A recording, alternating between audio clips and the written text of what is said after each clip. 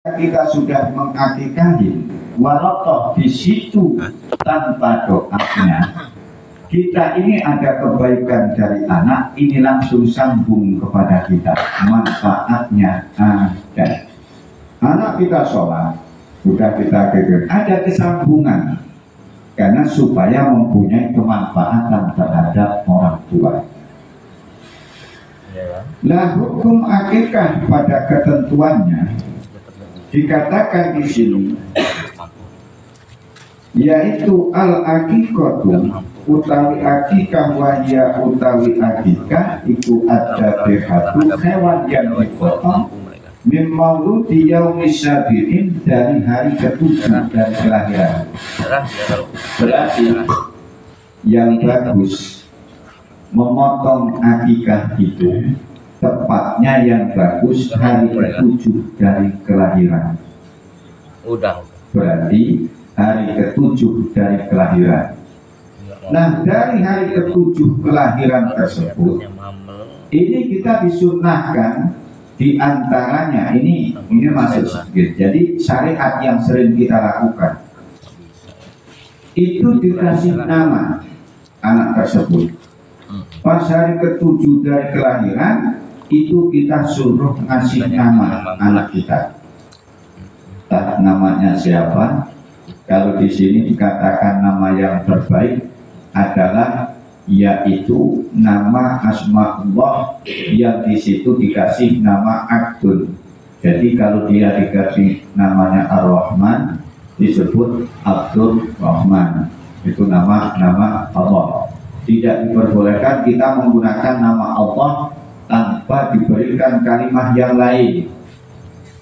Misalnya disebut nama Ar-Rahman saja kita nggak boleh. Jadi nggak boleh sebut Abdul Rahman. Menggunakan nama malaikat hukumnya makruh, nggak boleh. Jibril, langsung Israel nanti nyabut nyawa terus, itu bulat aja deh anak sampean. Nama sunnah lebih sunnah itu dikasih nama kalau laki-laki dari nama Nabi kita, entah Muhammad, entah Ahmad, entah Mustafa, entah Mudasyir, banyak nama-nama Nabi kita Muhammad Sallallahu Alaihi Wasallam. Itu lebih sunnah. Itu dilakukan kesunahannya waktu pas hari ketujuh. Nah, pas hari ketujuh dari kelahiran tersebut, itu kita disunnahkan untuk mengeluarkan yang namanya akikoh. Akikoh itu adalah hewan yang dipotong ditentukan, yaitu kambing. Berarti untuk memotong kambing. Nah, kambing tersebut dipotong mutlak. Dalam akikah hukum tadi pertama adalah sunnah saja.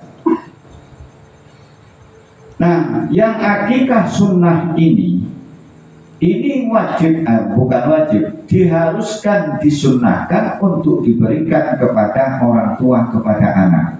Berarti orang tua nebusin anak, orang tua ngakikahin anak, ketika ia mampu, dan ketika ia tidak mampu, boleh dikasih nama terlebih dahulu tanpa diberikan akikah. Berarti boleh bahasa kita disepasari, dikai jeneng. Wis, belahkan telur jadi 4, kasih nama, diikrarkan. Nah, berapa kapan bisa kelipatan 7? Nggak mampu 7 hari, di sini dikatakan bisa untuk sampai hari yang ke-14. Ke-14 kita nggak mampu, bisa kelipatan 3, berarti 21. Nggak mampu lagi kelipatan 4, 7, berarti berapa? 28. Kelipatan terus. Nggak sampai mampu kita, orang tua boleh untuk di situ memberikan sampai dengan umur balik. Begitu balik berarti anak laki-laki batasannya 15 tahun, anak perempuan batasannya di situ 9 tahun. Nah terus kalau tidak mampu berarti ini hukum kesunahan, gugur kita, artinya menggugurkan hukum kesunahan dari sabda Nabi kita, sudah gugur, artinya boleh melakukan juga boleh tidak melakukan. Tetapi di sini dikatakan, baguskah kita melakukan bagi seseorang yang tidak melakukan akikah? Di sini dikatakan waktu adatul akikatu bita'addudi auliya wa auladi fala takfi anhum akikatun wahidun kama Ibnu Hajar. Jadi keterangannya begini, ada seseorang terus anaknya ini kebetulan sebelum diakikahi sampai dewasa, bahkan sampai punya anak lagi, anaknya berarti punya cucu lah bahasanya. Apakah boleh keterangannya di sini lebih baik melakukan daripada meninggalkannya? Artinya boleh saja lebih baik melakukan daripada meninggalkannya. Berarti boleh. Nah, anakku sudah dimanten, boleh. Lebih baik kita melakukan. Andaikan tidak dilakukan, orang tua sampai dengan dirinya, di sini keterangannya pun sama. Apakah boleh anak tersebut mengakikahi dirinya sendiri? Sama keterangannya, boleh melakukan daripada tidak melakukan sebagai bukti birrul walidain anak terhadap orang tua. Boleh kita berarti ngakikahi diri kita, nebusin, bukan modoin, nebusin. Nah memang orang tua kita nggak mampu. Ya kita jangan nyalain orang tua. Orang tua kita jangankan untuk beli kambing, kadang buat makan aja kita susah. Nah akikah yang seperti ini dinamakan akikah sunnah saja. Nah pada saat hari ke-7 kesunahan kita memberikan akikah tadi, 1 berikan akikah, 2 kita disuruh untuk memberikan nama anak kita. Yang ketiga sunnah untuk mencukur rambutnya, berarti pas ke-7 cukur rambutnya. Nah setelah dicukur waktu zinu bisya'rihi, timbanglah rambut anak tersebut. Anak tersebut suruh nimbang, suruh ditimbang. Setelah ditimbang rambutnya, di sini watasodaku bihmatihi sya'rihi, disuruh kita mengeluarkan sedekah, membelikan emas sebesar beratnya rambut anak tersebut. Berarti kalau anak tersebut abot ini cuma 1/4 gram, ya berikan emas 1/4 gram. Berikan emas 1/4 gram, sedekahkan. Tapi nah, ini namanya kaum ulama, ya enggak? Ulama itu bikin kiasnya ada aja. Orang kita banyak, akhirnya sedekahnya kalau misalnya kita cuma 1/4 gram, itu kalau misalnya apa 1 gramnya emas berapa sekarang?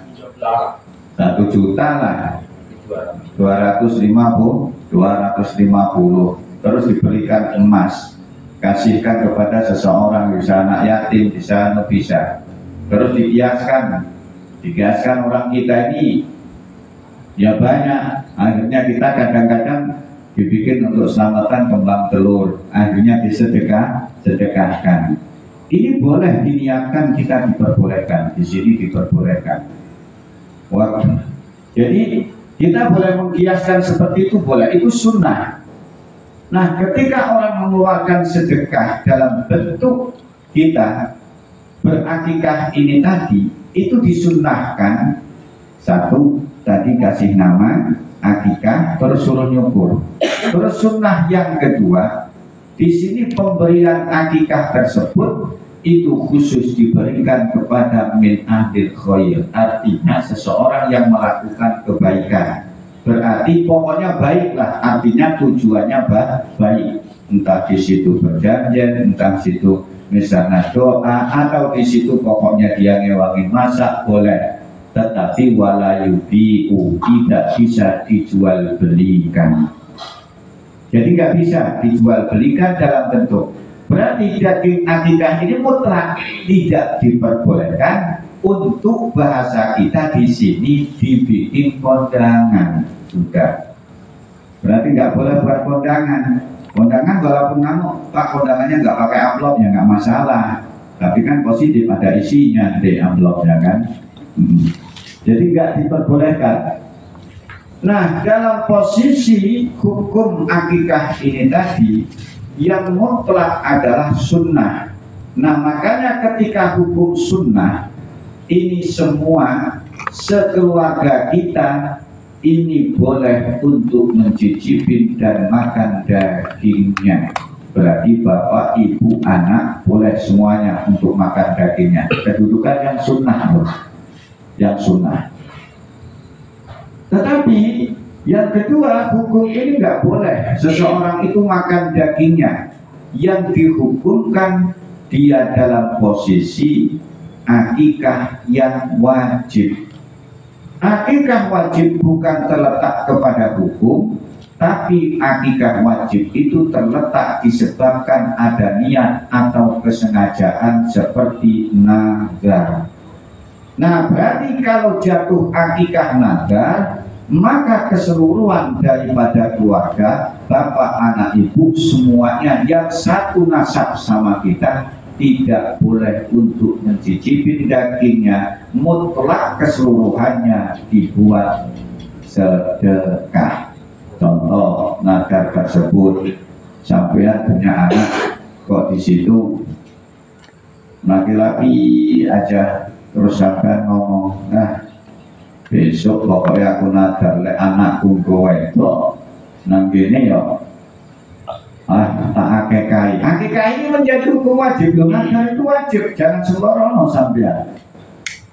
Jadi nazar ini hukumnya wajib, kayak sumpah.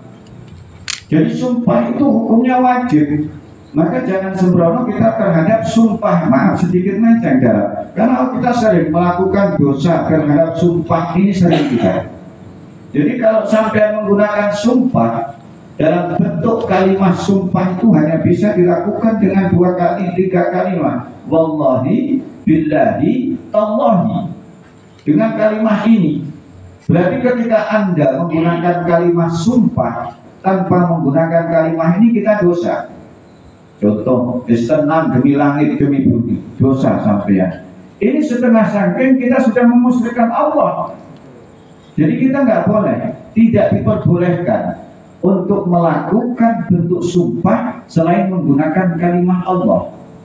Tapi ketika Anda sumpah menggunakan kalimat Allah, wallahi, billahi, hanya untuk menutupi, sampean wajib untuk menebusnya sampean. Iya, misal sampean disumpahi dengan sampean sini datang, demi Allah saya datang, demi Allah. Kebetulan nggak datang. Sumpah. Nah, kalimat sumpah ini wajib sama tebus, itu harus puasa 3 hari menebus sumpah ini tadi kita. Jadi hukum wajib, berarti kita ini ketika mempunyai sumpah dan nazar, tanpa kita melakukan, kita wajib nebus, entah dengan cara kita bentuknya puasa atau kita di sini memberikan makan terhadap orang miskin. Jadi jangan sembrono, kadang kita ini sumpah semau kita. Nah, nazar itu hukumnya seperti itu, wajib kita ini. Maka supaya orang ini tidak kemakan nazarnya, tidak kemakan sumpahnya, maka orang tersebut wajib menebusnya dengan bentuk tadi, diantaranya dengan cara puasanya. Maka orang yang bernazar dalam posisi mengeluarkan dalam akikah itu tidak diperbolehkan makan dagingnya, mutlak dagingnya harus digunakan buat akikah dan diberikan kepada orang yang melakukan kebaikan, mendoakan tersebut. itu mutlak tidak diperbolehkan. Berarti kalau kita makan ya tetap hukumnya haram, tidak dibolehkan kita makan bagi akikah yang diberikan dalam posisi nadar. Terus akikah ini kesunahan, ini makanya kita ini kalau ngikutin syariat ya ada yang ngomong ruwet, ada yang ngomong juga bagus. Makanya di sini kalau dikatakan bayu itu kita ini disuruh disunahkan dalam posisi memasak ini supaya kita nggak salah. Jadi ditawauli ala dabkhihi, artinya mengambil kita ini disunahkan cara memasaknya dalam bukan daging akikah. Satu, di sini ditentukan kita masaknya disuruh agak manis atau gurih. Ini sunah kita. Jadi dihukumkan makruh ketika kita ini masak daging apa? Daging akikah pedes itu makruh itu. Iya. Pedas itu makruh. Kita faul. Supaya apa? Di sini jelaskan ya. Ya kita cuma ngikut syariat aja. Ngikut syariat. Disunahkan Nabi itu ketika memberikan akikah itu masaknya secara manis, kata Nabi litafa'ul bilisan. Insya Allah kata Nabi ketika dia dimasak dengan cara yang manis, dia nanti dalam ucapan terkadang bisa manis, artinya nggak gampang nyakitin. Ya. Jadi orang itu biasanya kan ngomong sedikit nyelekit, dia nggak ada. Ngomong banyak apalagi, ditanya susah nggak ditanya lebih lagi itu. Nah itu di sini jelaskan suruh masak yang lebih manis. Terus sunnahnya lagi masak itu kalau di sini dikatakan memasaknya satu disuruh memotong yang agak panjang-panjang kalau bisa di pas persendian atau agak panjang. Jadi untuk memberikan rasa kenyamanan dan keselamatan itu disunnahkan dalam bentuknya. Makanya akikah tadi saya ulang, hukum akikah sebetulnya adalah sunnah, cuman bisa menjadi wajib apabila orang itu bernadar. Nah kalau hukum yang nadar di situ bagi orang yang mengakikahin dan satu keluarganya tidak boleh memakan dagingnya, dan bagi hukum yang sunnah saja boleh orang itu memakan dagingnya sekeluarga. Cinta ya nggak mau salah, nggak teko, gitu kan? Tapi ya nggak mungkin akikah. Nah dalam bentuk akikah ini sampai dikatakan di dalam suatu keterangan fa'idah mata qabla maulidi sab'atin wala tafutu minal akikati.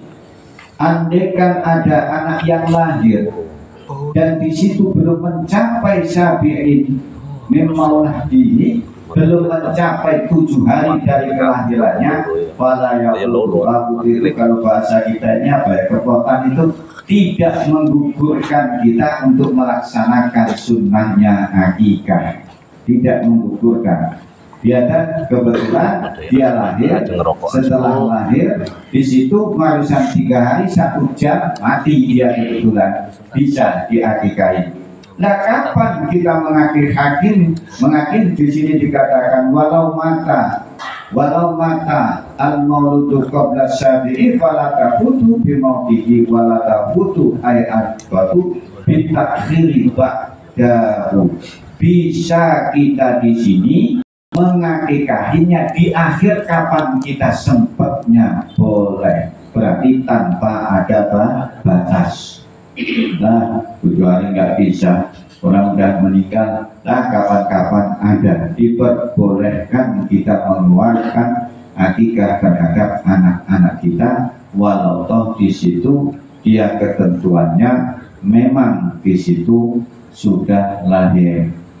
Terus sekarang dalam bentuk kita di sini, kalau sekarang tadi boleh, terus kalau anak yang keguguran bagaimana dalam posisi kita memberikan akikah? Nah keguguran ini macam-macam. Kemarin sudah pembahasan masalah keguguran ini berhubungan dengan masalah sholatnya, dengan masalah kemarin apa? masalah sholat dan caranya ini sama persis begini. Kan kemarin kita ngulang sedikit kembali karena nanti kembalinya seperti itu.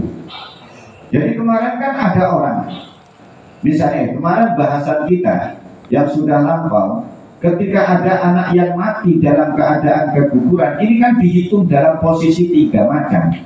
Mati dia ini tadi, kalau di bawah 6 bulan, di bawah 6 bulan ke sini, berarti dia lahir dalam keadaan keguguran, dia berarti 6 bulan, atau di sini berminah biruh, bisa 5 bulan, 4 bulan bisa. Kalau dia mati, lahir sudah mati, maka anak ini lahir di kandung mati dalam kandungan, anak ini kemarin tidak wajib disolatin.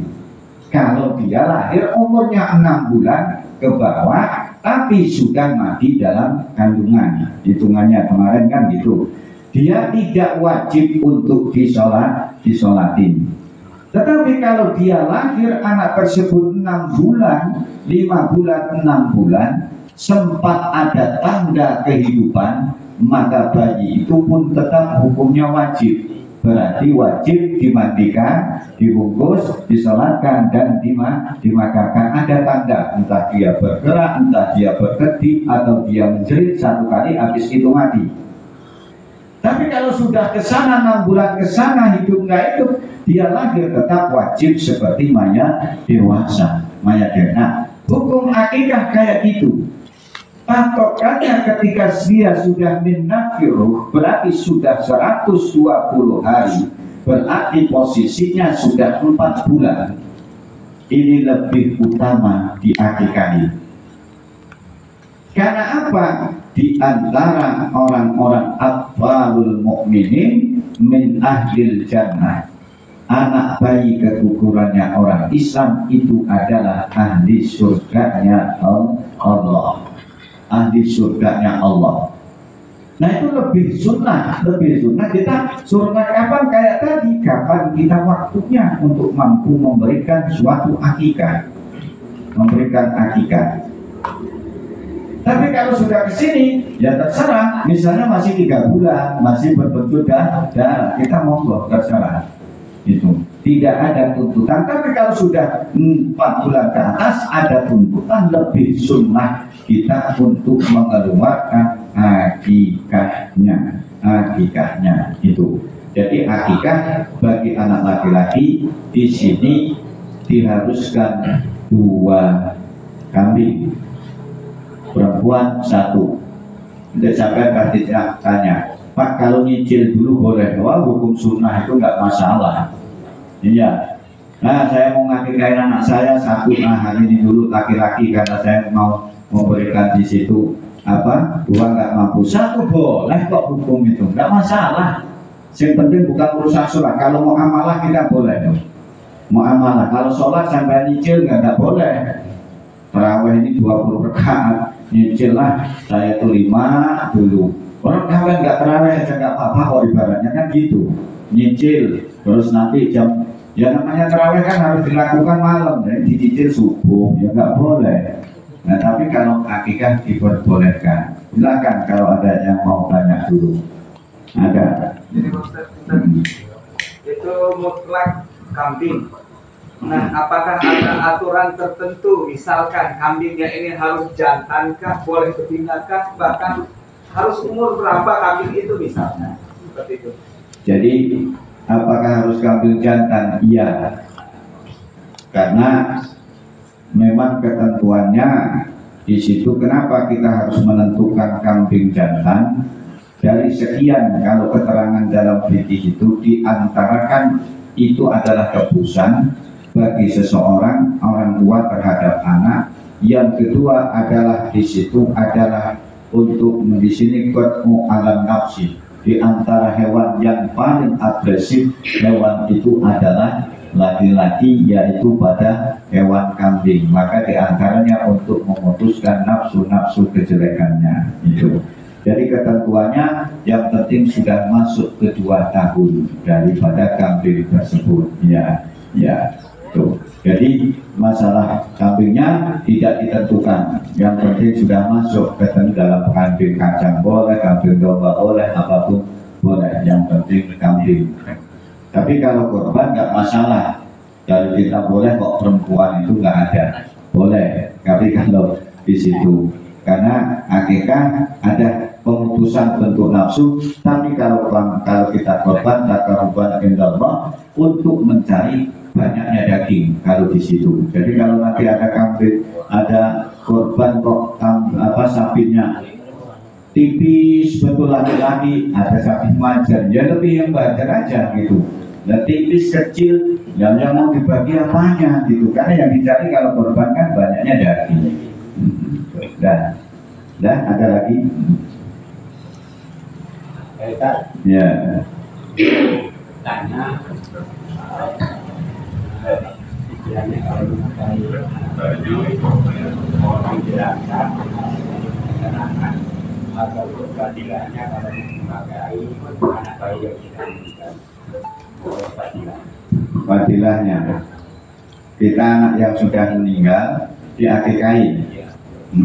Jadi gini, jadi anak yang bayi itu yang sudah meninggal kita akikain kan. Makanya ketika Rasulullah Shallallahu Alaihi Wasallam itu di-Isra dan Mi'rajkan oleh Allah, itu salah satunya Nabi kita bertemu dengan Nabi Ibrahim alaihissalam. Nah, ketika bertemu dengan Nabiullah Ibrahim alaihissalam, Nabi Ibrahim itu bersama dengan anak-anak atfalun, berapa anak-anak kecil buahnya. Ditanya, siapakah mereka? Itu diantaranya adalah anak-anak kecilnya orang Islam yang meninggal atau berguguran atau mati kecil. Maka dia di situ nanti akan mencari terhadap orang tuanya ketika kita ini mengakikahinya, ada talinya kita. Jadi di situ maka lebih di situ kan bahasa kitab itu ada yusanu, ada yang di situ dikatakan wa yustahabbu gitu. Jadi lebih dalam posisi kesunahannya. Karena apa? Anak yang bayi itu tadi fadilahnya kita akikain, dia sudah pasti ahli surganya Allah. Nah, berarti kalau kita sudah pasti ada ahli surganya Allah, kan di antara kita ini masuk dalam golongan nanti itu kan ada pensyafaat kita ini. Syafaat ummah, syafaat yang paling agung itu tetap nanti diberikan kepada, yaitu diantara diberikan oleh Nabi kita Muhammad Sallallahu Alaihi Wasallam. Ketika kita nggak ada syafaat sama nggak ada yang menolong, dari Quran kita nggak baca Quran. Nah, Al-Quran kan ahli syafaat juga. Para ulama diantaranya anak-anak soleh dan solehah. Nah, masuk anak soleh solehah diantara ahli surganya Allah adalah anak bayinya orang-orang mukmin. Ini nanti bisa memberikan diantara pertolongan atau syafaat kepada seseorang yang sudah memberikan hakikat agar bisa sambung juga ke sana. Dan ada lagi. Ada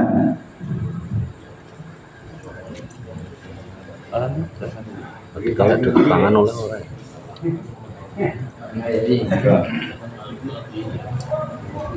Itu ngomong kalau ada anak itu cuman sing bajeng niku terang-terangan memang dereng kula ngakeh. Tapi umpama dirapi entian lah bojone niku ngakeh sampe angsal mboten. Jadi ketika seseorang itu bolehkah istrinya suaminya ngakikahi kepada istrinya gitu.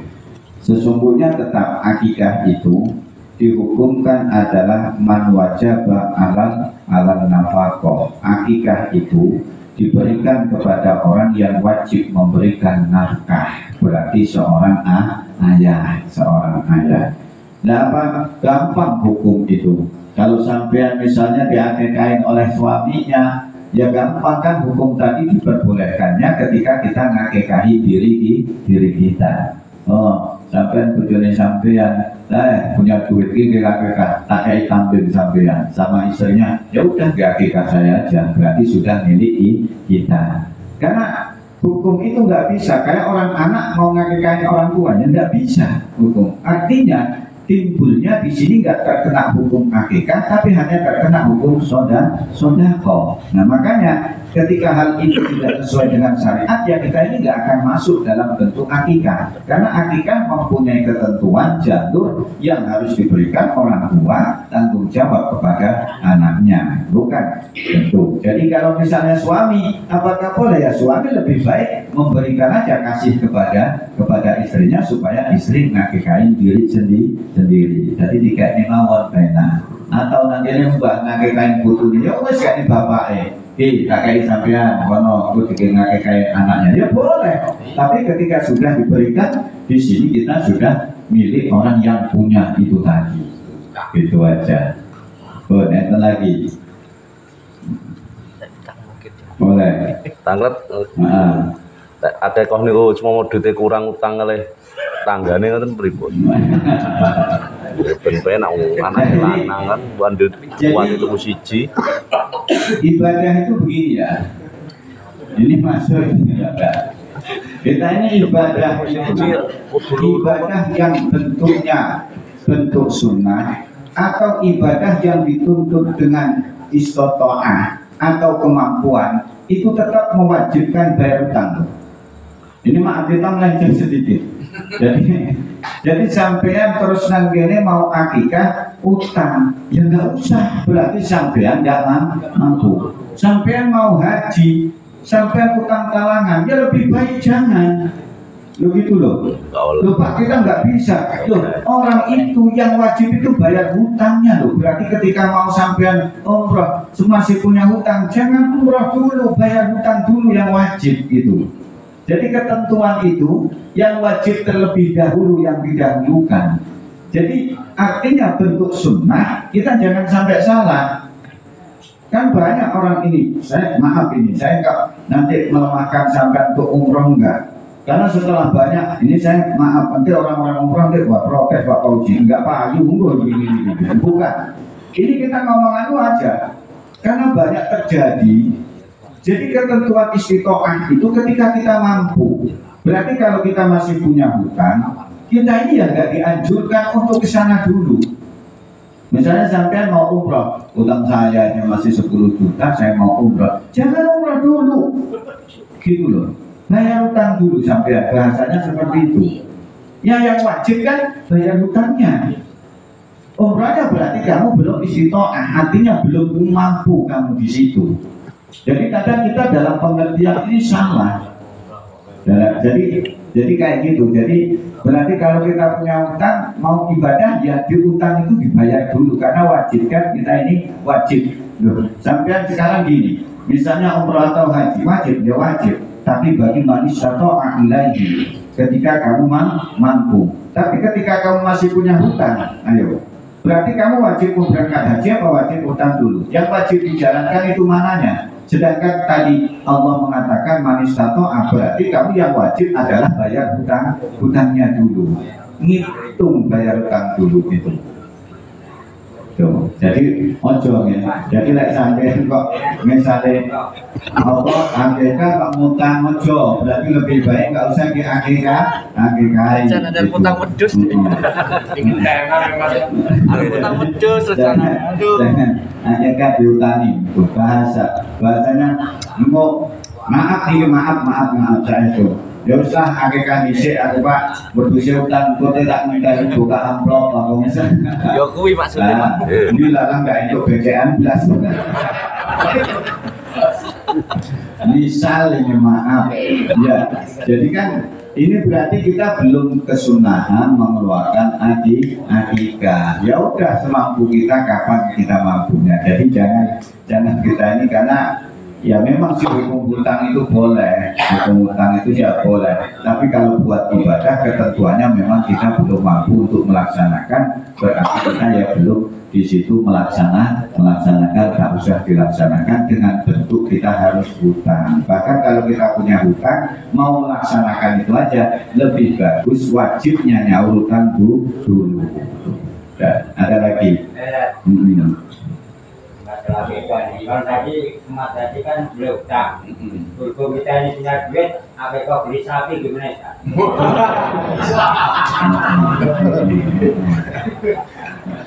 Lho, ngomong kudu semaneman.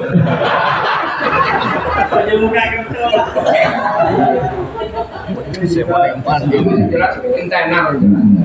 Jadi apakah boleh kita itu akikah dalam bentuk ya kalau dia korban apa kalau dia nazar mau saking senengnya dia itu punya anak laki-laki ngomong di situ wah aku anak ulangan langsung akikah sapi ya boleh aja. Tapi kalau tanpa nazar ya tetap ketentuannya menggunakan kambing ya. Tapi bener nazarnya sapi. Kalau nazar kan bukan asal mangan. Bukan asal mangan sapi ini nih. Ya itu malah. Iya. Jadi ya tetap nazar juga dalam bentuk sapi ya nggak boleh kalau sudah hukumnya nazar. Kacang elek lah. Nggak boleh. Ada lagi enggak? Kalau kembali tidak.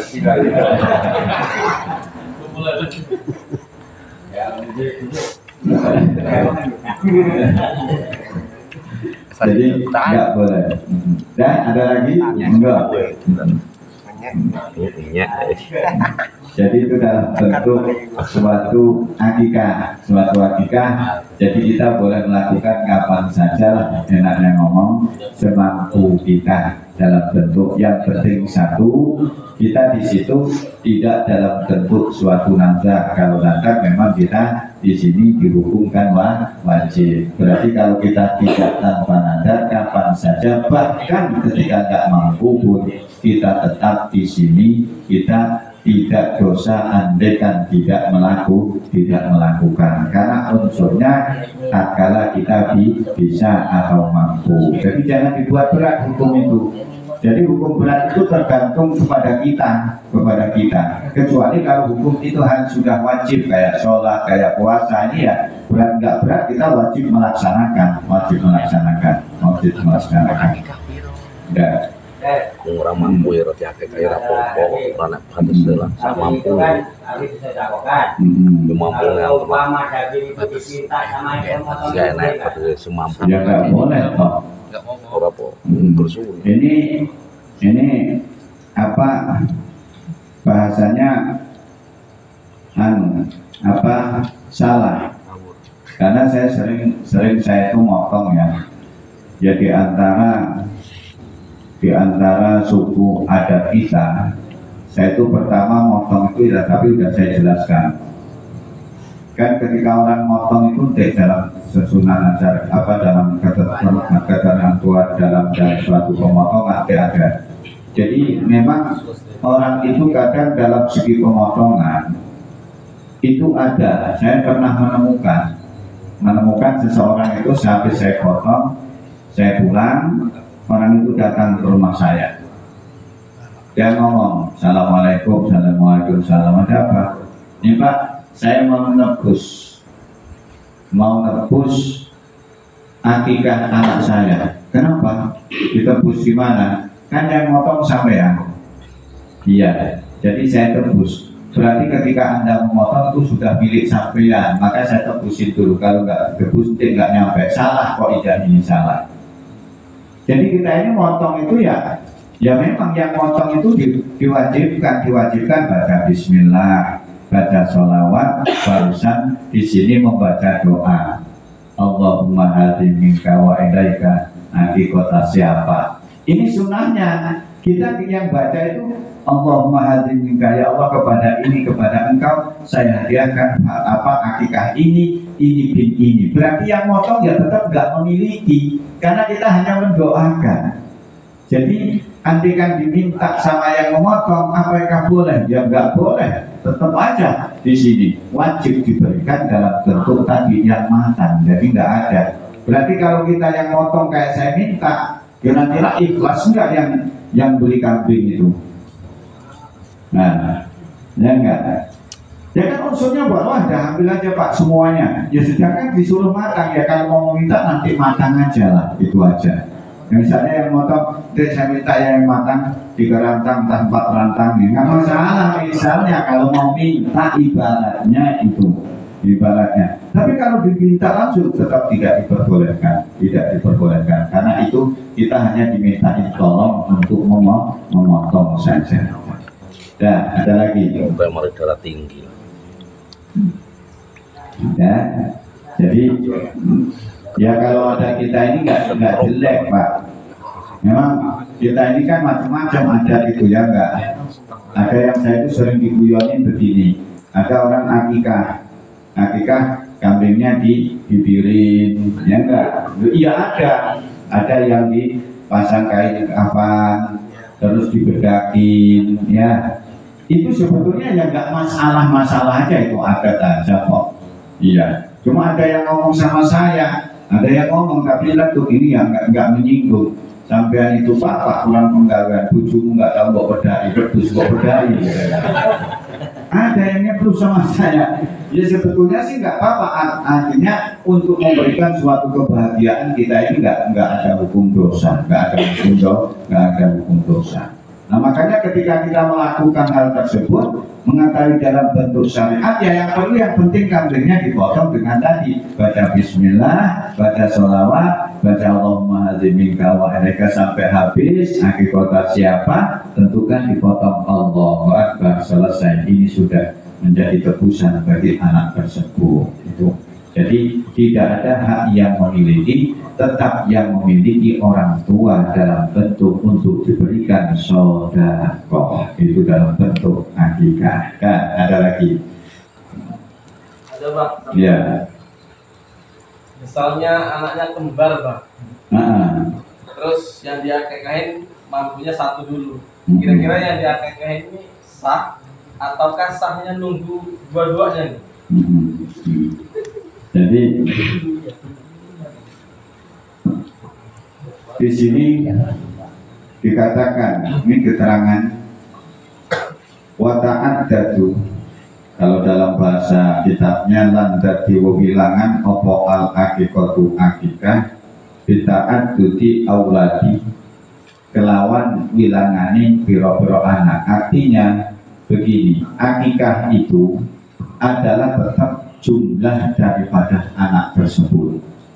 Artinya walau kembar kita ya tetap, berarti ya kalau laki kita mengeluarkan 4, ya nggak mampu satu dulu, ya yang satu berarti ya tetap sudah diterima, yang satu belum diakikain ya berarti nggak masalah. Nanti diakikain ya tetap diterima, apa dua-duanya nunggu. Jadi bentuk ibadah itu ketika kita mengamalkan ya diterima, itu ketika belum mengamalkan kita belum diterima. Jadi yang mengamalkan itu berarti kita diterima, yang belum mengamalkan kita tidak diterima, karena bentuk amal itu yang menjadi pokok dalam diterimanya suatu amal. Sudah ada lagi ya?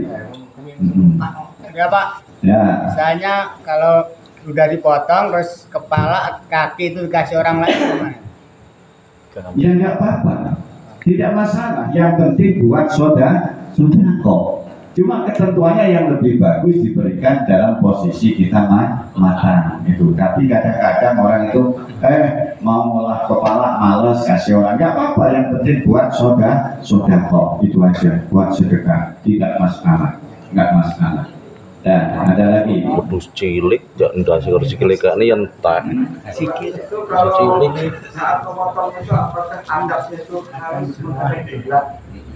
Ya beli apa ya mas? Jadi ada beberapa sih hukum kesunahan itu ya.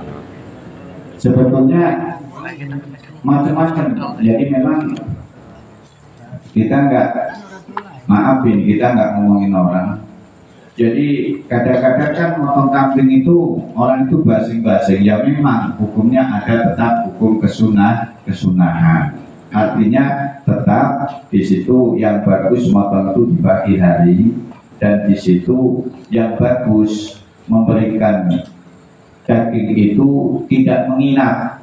Artinya diberikan kalau bentuk masih baru itu lebih nikmat. Artinya tidak menginap. Misalnya hari ini dipotong diberikan besok malam itu kurang bagus. Jadi kalau mau potong dimakan malam ya paginya dipotong supaya daging itu tetap dalam keadaan bagus. Terus yang kedua memang hukumnya di situ menghadap ke arah kiblat dihukumkan. Jadi menghadap ke arah kiblat kita ini beda dengan bentuk tadi. Dengan yang penting bentuk menghadap kiblat. Cuma kiblat kita ini beda. Artinya beda dengan ketika kita mati. Kalau mati manusia menghadap ke sana, menghadapkan kiblat. Kalau hewan potong berarti malah menghadap sana, disuruh menghadap kiblat. Makanya ada perbahasan kita. Ini maaf, saya pernah nyolatin orang itu orangnya ribut. Jadi ributnya begini. Ketika saya mau nyolatin, kepalanya nggak boleh mayat itu diletakkan di arah sebelah utara, disuruh menghadap ke arah sebelah selatan. Iya.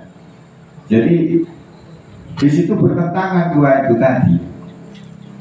Jadi mayat itu nggak boleh dihadapkan ke sebelah sana Pak, pokoknya maju ke sana kepalanya. Ya kayak saya buat apa sih ribut kayak gitu?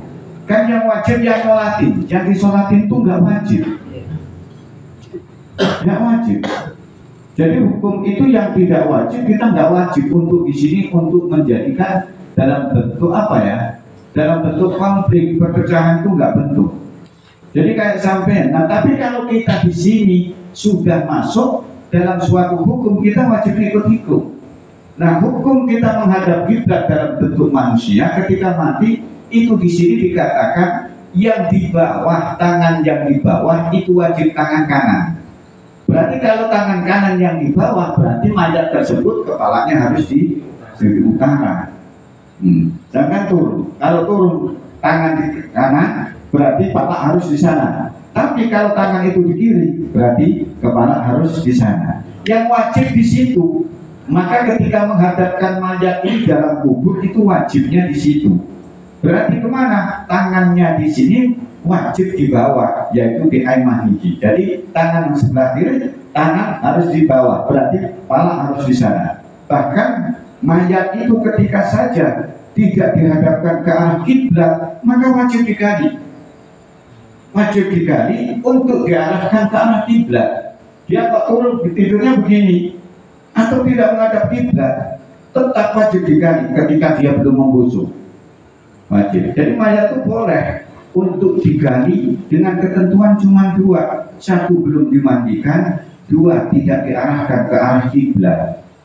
Jadi kalau tadi, kalau hukum ini hukum wajib, tapi kalau memotong kambing, memotong sapi sunnah saja, berarti ketika kita melaksanakan mengarahkan ke arah kiblat, kita mendapatkan nilai plus lagi, kita mendapatkan lebih. Berarti kalau tidak kita harapkan tidak dipotongkan, kita hanya menggugurkan kewajibannya. Kan wajib. Karena bentuk hewan ini hewan. Semua hewan itu kecuali anjing dan babi, itu tingkah di seluruh hewan, pokoknya hewan selain kambing dan babi itu ketika masih hidup dihukumkan suci semuanya. Hukumnya suci. Harimau masih suci, walaupun tidak enak, tidak haram dagingnya, suci. Kucing suci, masih hidup. Tapi kalau sudah mati dihukumkan dia najis. Najisnya bukan karena apa-apa, karena najis dia menjadi bangkai. Macan ketika mati dia jadi bangkai, berarti di situ najis. Tapi kalau hewan kayak ayam, kambing, sapi, ya walaupun halal dagingnya, kalau dia mati tanpa dipotong ya tetap najis dia itu. Tapi kalau sudah mati dipotong, berarti dia tidak menjadikan najis. Makanya hukum hewan itu dalam bentuk hewan darat, pencucian kita satu harus dipotong, dua harus dicuci. Dan kalau bentuk hewannya dalam bentuk di sini hewan laut, cukup kita walaupun makan bangkainya pun kita tetap halal. Ya sampai makan ikan asin juga bangkai itu, ya kan, makan bangkainya ikan. Ikan tongkol, udah nggak ada ikan tongkol mau kembung dipotong dulu. Bismillahirrahmanirrahim. Apalagi dari nasi, nggak mau sama potong, gimana potongnya? Tapi kalau hewan lo ular, ketika dia masih hidup, dia tetap dalam keadaan suci dia. Tapi mati, ya tetap di situ, tetap dihukumkan najis. Najisnya karena jadi bangkai. Maka kalau sampean itu kok punya punya pipa dari gajah, dia tetap najis, nggak ada ceritanya gajah dipotong, nggak ada, tetap hukumnya najis.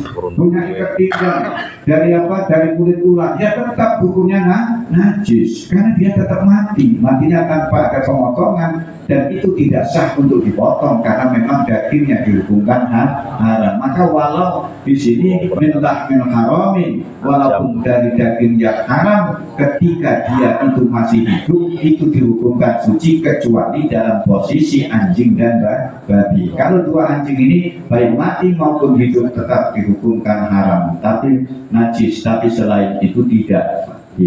Makanya tetap diharapkan ke arah sunnah, ke arah sebelah barat atau ke arah kiblat. Ada lagi.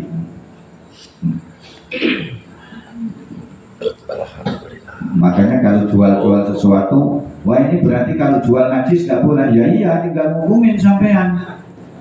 Iya, yang jual najis kan nggak boleh. Berarti jual bangkai nggak boleh sebab najis. Iya. Ya, jual perkara yang memang di sini hukumnya dihukumkan haram, kita juga nggak boleh. Jadi kita dibahas itu nanti. Jadi untuk masalah itu. Nah, ada yang mau tanya lagi? Bagaimana kalau hewannya hakikatnya dapat utang? Sama ya, hewan akikahnya dapat utang. Maka apakah kita ini boleh? Nggak usah ngakikahin kita. Iya, karena wajibnya kita bayar utang dulu. Jangan kita melaksanakan ibadah untuk sunnah dulu. Kayak tadi kata saya, jadi banyak orang kita ini lebih bagus membayar utang dulu daripada melaksanakan ibadah untuk sunnahnya. Jadi jangan sampai nanti kayak gini nih kacau. Makanya orang ini jangan lah. Jadi istiqomah dulu artinya kemampuan kita ditanggung sama kita, terus kita nanti baru melaksanakan bentuknya kesunahan. Nah, ada lagi, silakan. Pemotongan rambut. Potong rambut ini kan sanjanya kan ditimbang dikasih dengan emas. Cuma sini kan umumnya dicukur jelek nimbang. Sekali kembang. Ya, yang bagus dicukur kita di dalamnya banyak. Nah, terus ya yang bagus ya kita dicukur biasa pelan, dipotong, nanti terus ditimbang. Terus kalau kita kalau nggak kita nggak mungkin nimbang, ya cukup takdiran itu dikira-kirakan saja beberapa beratnya rambutnya anak bayi gitu tadi, kayak bayi. Nah, tapi ganti mas itu betul wajib betul? Enggak, tidak. Nah, terus yang terakhir nih, ini jangan kita ngikut adat ini. Jadi kita itu terhadap anak bayi kita semuanya, kita ini wajib. Di situ bukan wajib kita disuruh ngazanin terlebih dahulu, ya. Nah, adzan ini beda dengan adzan waktu sholat. Jadi kalau sholat itu ketika adzan kita yang disunahkan tetap seorang laki-laki. Tapi adzan buat anak bayi itu bisa dari perempuan juga diperbolehkan. Tuh, jadi misalnya nggak ada bapaknya, bisa ibunya, bisa yang di sampingnya, pokoknya disunahkan. Yang penting ojo HP ini. Bukan nanti terus nggak aneh, HP aja lah. Enggak. Itu disunahkan kita, disuruhkan adzan. Nah makanya saya itu sering Ini sering. Nanti sampai kalau di situ Fadhailul Adzan. Jadi Fadhailul Adzan itu ada dalam kitab, di antara fadilah-fadilah adzan itu luar biasa, Pak. Jadi sampai jangan remehkan adzan. Jadi jangan remehkan adzan. Jadi memang pertama ketika adzan itu dilakukan, dimasukkan ke dalam telinga anak itu mengajarkan rasa tauhid kita. Yang kedua, yahwiru ala syaitan. Karena anak bayi itu ketika barusan lahir itu keseluruhan anggota itu nggak ada yang aktif, Pak. Mulut nggak akan bisa bicara, hidung belum bisa berfungsi, mata belum bisa melihat, tapi telinga sudah bisa mendengar. Nah, setan ini akan masuk pertama dalam posisi kita masuk ke dalam telinga. Maka kata Nabi disuruh nutup kita, nutup kalimat tersebut dengan kalimat adzan. Dengan kalimat adzan. Nah, ketika ditutup dengan kalimat adzan ini tidak akan bisa masuk setan itu. Jadi adzan itu luar biasa manfaatnya. Manfaatnya luar biasa. Jadi bisa melarikan. Ini cerita ini dalam suatu kitab yang saya baca dalam Fadhailul Adzan, di antaranya yaitu fadilahnya adzan. Sampai kok pusing, ini sering saya orang itu datang, Pak, rumah saya kayak gini. Kalau pengen sampean nggak pusing, adzanin aja rumah sampean. Dengar, dengan adzanin pojokannya 4 itu dengan 4 arah. Madhab ke barat, adzan, qomat. Madhab ke selatan, adzan, qomat. Pojokan 1 ini. Madhab ke timur, adzan, qomat. Madhab ke utara, adzan, qomat. Silahkan diadzani.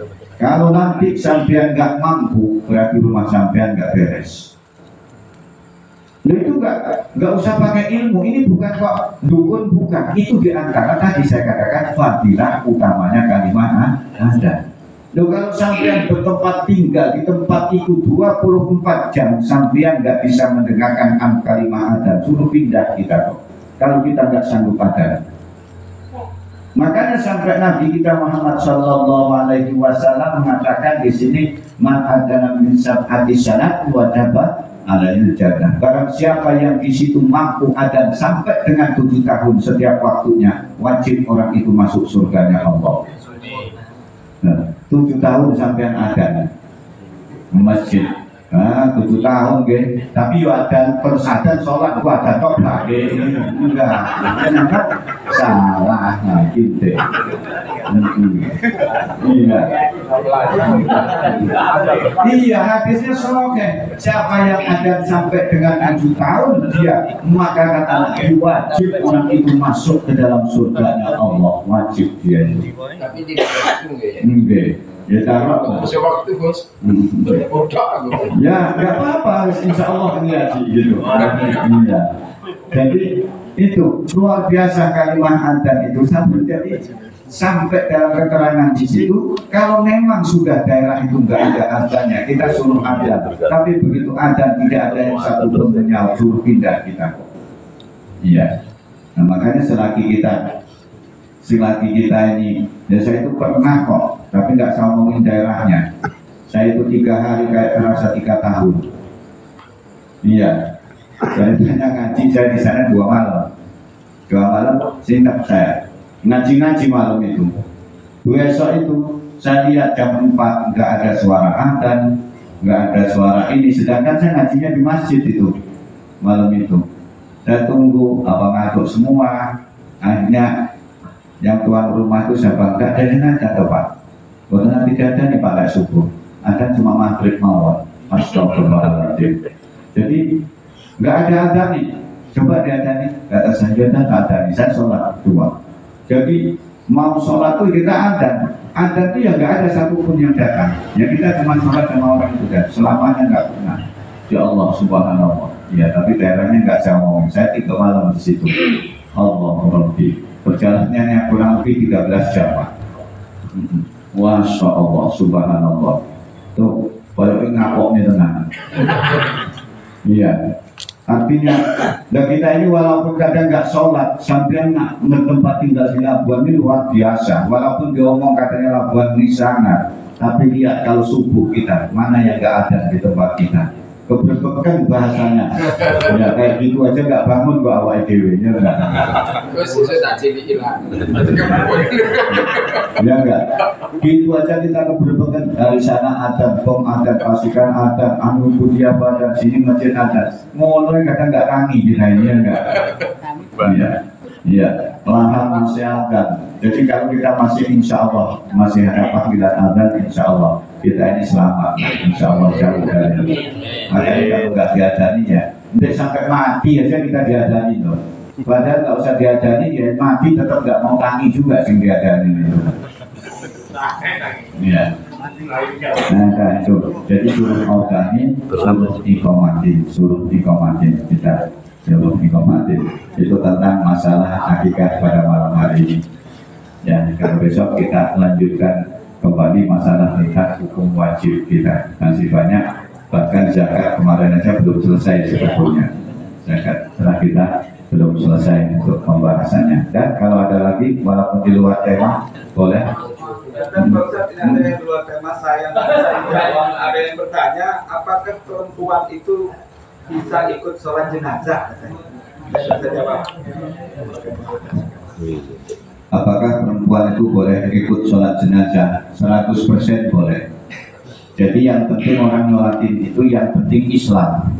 Jadi tidak begitu seorang apa namanya, seorang perempuan mau laki-laki kita boleh untuk nyolatin. Beda dengan suatu wali. Kalau wali itu ya tetap diambil dari orang laki-laki, tidak bisa diambil dari perempuan. Tapi kalau sholat itu bisa untuk di sini perempuan nyolatin.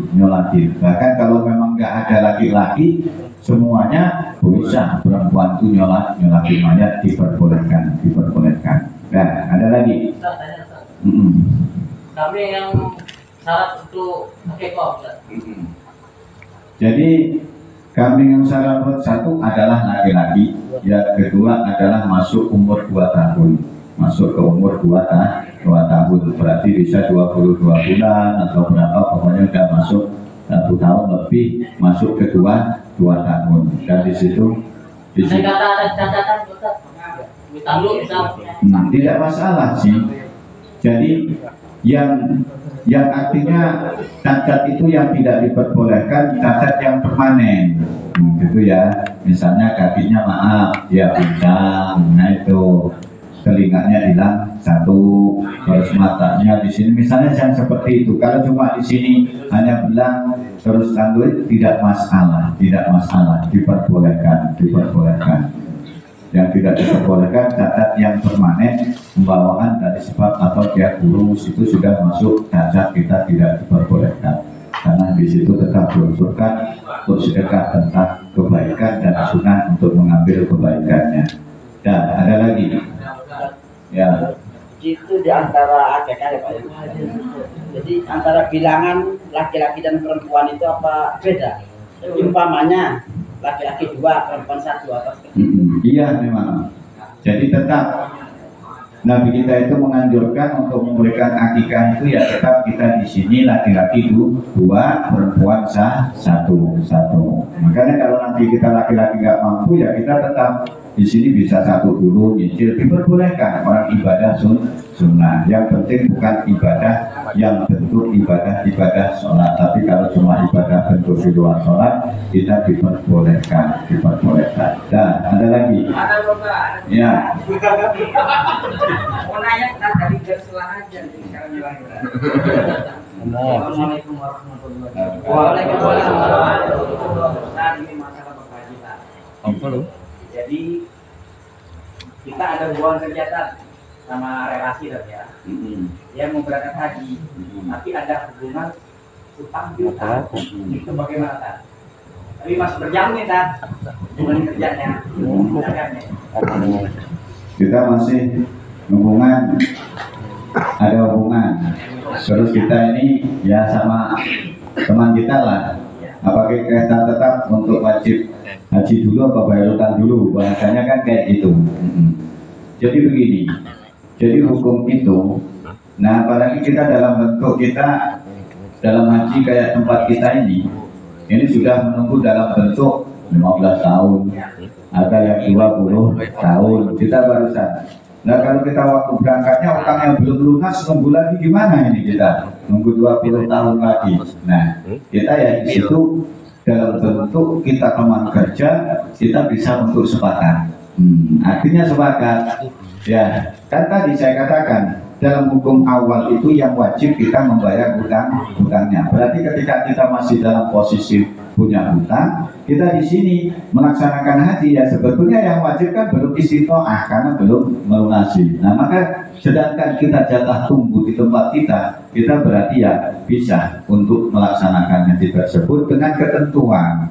Kita di sini minta keikhlasan atau kita minta apa ya bahasa kita ikhlasnya bagaimana supaya saya ini bisa berangkat tapi Anda bisa mengikhlaskan dan nanti hutang tetap aku bayar setelahnya kita berangkat haji. Nah bisa. Kerjanya kita masih berjalan, Pak. Oh. Masih berjalan. Artinya kita kan utang bukan utang pinjam tapi utang kerja. Oh enggak masalah kalau utang kerja. Yang tidak diperbolehkan ketika kita utang buat naik haji. Ya, ada lagi. Kita kan mau haji nih. Amin.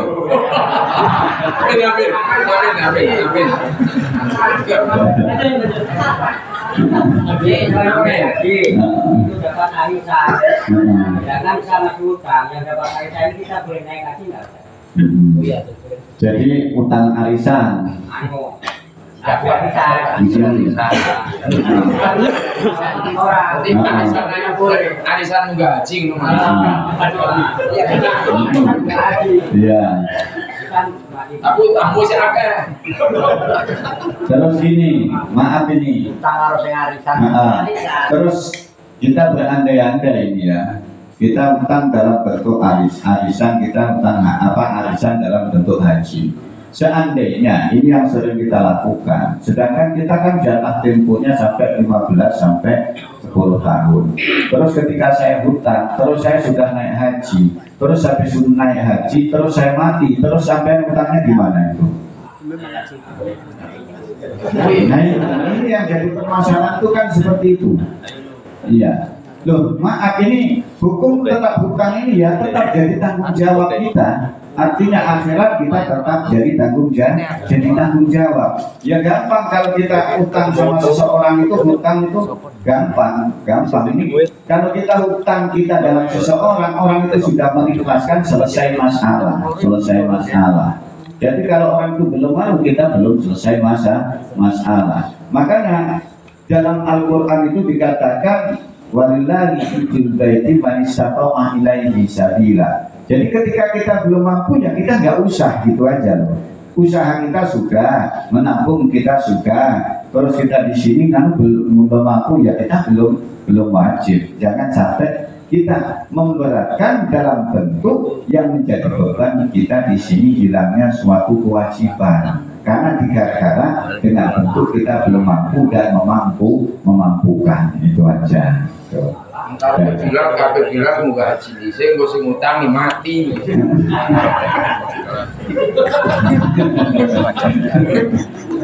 Paham aku gak bilang.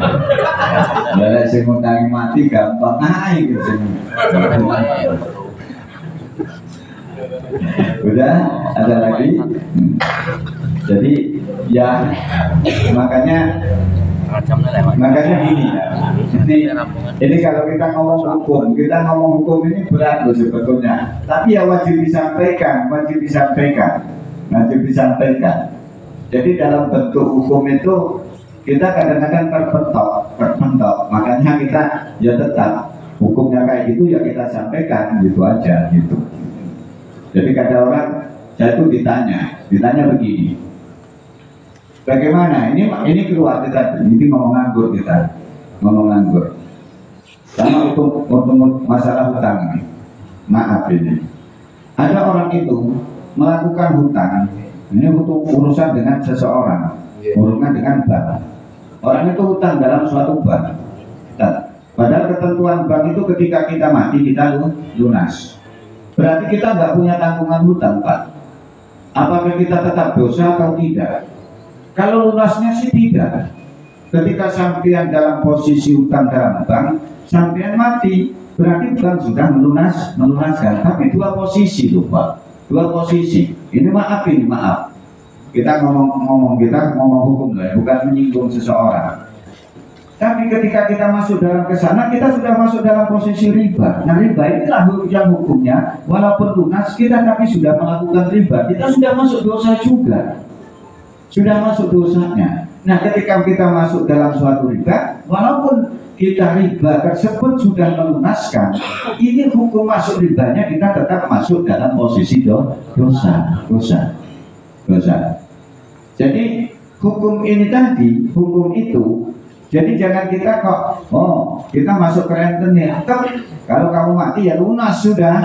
Tapi kita masuknya hukum melakukan ini tadi ke rentenir, ini kita sudah dosa. Walaupun dalam bentuk kematian kita dihitungnya lunas, tapi kita sudah melaksanakan dosa dalam bentuk riba. Ini makanya dosanya bukan karena lunasnya, tapi dosanya kita ikut andil dalam suatu riba ini tadi. Itu yang dihukumkan kita dosanya. Gimana? Yang meminjamkan semacam banknya. Apa? Rentenirnya itu banknya berarti. Rentenirnya ya lebih parah lagi. Rentenirnya lebih dosa lagi. Jadi rentenir itu ya tetap yang pinjam aja tetap di situ dosa, apalagi yang minjem rentenirnya tetap lebih dosa lagi. Kalau banknya bank syariah, katanya sekarang itu kok ada yang syariah, katanya enggak, ini enggak termasuk riba, katanya seperti itu. Ya, yang pasti kayak saya tentang syariah. Kalau di sini kan yang disebut dengan riba itu adalah ziyadatun min aslihi. Yang disebut dengan riba adalah bentuk pinjaman yang mengembalikan lebih dari pinjaman, ada tambahan, itu sudah masuk riba. Apapun bentuknya sudah masuk riba. Nanti kita bahas nanti di bab riba. Udah? Ada? Kalau nggak ada kita tutup 9:30 kita. Ini ngomong babakan mati wow. Kan biasanya nonton mumpung semangat bulan itu disiarne niki. Kadang-kadang contoh niki kula dhewe. Jadi niki min ahlil khair, cuman pamane kula niki enten eleke Pak. Kata-kata eleke. Kok tembung dilalah bilang boten pripun. Itu pamane. Jadi Misalnya ngerti, Gus bilang ini ngerti nih aku wong elek. Ya cek api apa elek. Jadi biasanya mau mati itu niatnya itu nggak dua pilihan sih biasanya. Biasanya satu ini mayat golongan bagus apa jelek nggak ada, pasti positif bagus gitu semuanya. Min ahlil khair, artinya begini. Jadi ketika di situ kan kita ini adalah dikatakan oleh Nabi kita Muhammad Sallallahu Alaihi Wasallam, syahidukum indallahi wa syahidallah. Begini, ketika orang itu menyaksikan dalam suatu kebaikannya, itu Allah pun akan menyaksikan baiknya kepada diri kita. Maka ketika kita memberikan kesaksian kepada mayat, itu ya kita dalam posisi lihat baiknya, enggak melihat jeleknya. Karena kata Nabi itu di situ dikatakan innal mayyita la yu'adzabu, mayat itu tidak diadab disebabkan tangisannya seseorang, tetapi wa yu'adzabu bihadza, dia akan disiksa disebabkan mulut kita. Berarti ketika orang itu menyaksikan mayat dalam bentuk jelek, mendatangkan suatu azabnya mayat. Loh, tapi kita ini Pak, mayat itu betul-betul jelek. Dia itu suka, pokoknya jelek lah, yang pasti kita ini tahu. Dan kita mau ingkar terhadap, kita disuruh menyaksikannya dalam bentuk satu bukan perilakunya, tetapi suruh melihat dalam bentuk mayatnya. Karena mayat yang baik itu diantara mayat yang sudah dibungkus, yang sudah disolatin, yang sudah di sini tinggal makami, itu ada mayat yang baik. Kalau masalah akhlak, masalah kebaikan, itu urusan Allah. Minimal kalau pada saat mayat itu kita saksikan dia memang ahli kejelekan, kita suruh mengucapkan baik, namun baik dalam bentuk penyaksiannya mayat yang ada di depan kita. Tikus. Jadi nek mayite nang tukang copet ya enggak usah. Mayit iki bagus, copet. Iya, makanya Nabi itu sampai ketemu 3 kali mengucapkan wajabat, wajabat, wajabat. Mau wajabat ya Rasul. Kenapa ya Rasul mengucapkan wajabat? Karena dilihat semuanya orang yang menyaksikan, dia menyebutkan khair, dia wajib masuk surga yang Allah. Yang kedua ketemu lagi wajabat, wajabat apa ya Rasul? Karena yang menyaksikan semuanya menyaksikan jelek, dia wajib masuk nerakanya Allah. Maka kata Nabi tadi, Innallaha Allah tidak akan menyiksa hamba seseorang tersebut disebabkan kita misi sebab matinya, tapi akan disiksa mayat itu sebab kejelekan mulut kita yang menyaksikannya. Maka kita jangan mayat ini boleh taubat aku mayat itu ahli neraka tenang jadi neraka. Misalkan kalau nggak percaya udah orang hebat kayak apa, bapaknya mati, anaknya mati, jangan kayak apapun mesti emosi. Nah, sampai itu mati ahli neraka juga emosi betul itu kan. Itu kan, nah ini kan berarti bahasa kita doa itu berarti yakin nyampe. Orang kita aja yang hidup didoain jelek aja nggak terima, ya nggak terima. Apa ada orang doain mayatnya ahli neraka terus alhamdulillah, nggak ada. Dia ngomong mayat ini bapak kamu ini jelek ya Allah ahli neraka. Wih bapak anaknya mesti emosi tak bakar rumahmu mesti gitu. Nah ini berarti nyata kalau doa itu betul-betul kita yang hidup aja doa yang jelek itu kita nggak terima itu aja. Dan kita sudah masuk 9:30 dan kan kita teruskan besok kita akan teruskan masalah bab yang wajib kembali. Allahumma shalli ala sayyidina Muhammad wa ala ali sayyidina Muhammad sayyidil awwalin wal akhirin tabaraka kulli syafati rasulillah wa ala alhamdulillahi rabbil alamin hamdan syakirin hamdan na'imin hamdan yuwafi ni'amahu wa yukafi'u majidah ya rabbana lakal hamdu kama yanbaghi li jalalika wa karim wa 'azimi sultanik.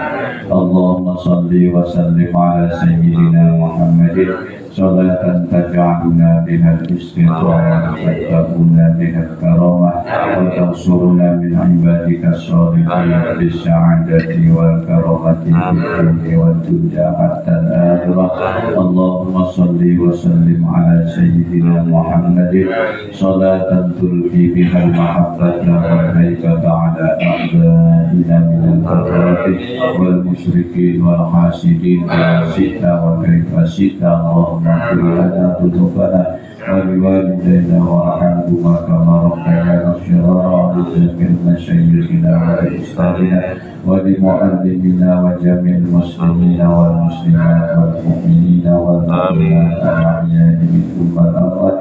ربنا آتنا في الدنيا حسنة وفي الآخرة حسنة وقنا عذاب النار. سبحان ربك رب العزة عما يصفون وسلام على المرسلين والحمد لله رب العالمين. الفاتحة. بسم الله الرحمن الرحيم الحمد لله رب العالمين. إياك نعبد وإياك نستعين اهدنا الصراط المستقيم صراط الذين أنعمت عليهم. Amin amin amin ya Rabbi basyairin ya Rabbi subhanakallahumma wa tahiyyatun ya salam wa akhiru da'wana alhamdulillahi rabbil alamin. Ya Rabbi fil Mustafa balligh maqasidana wa ghfir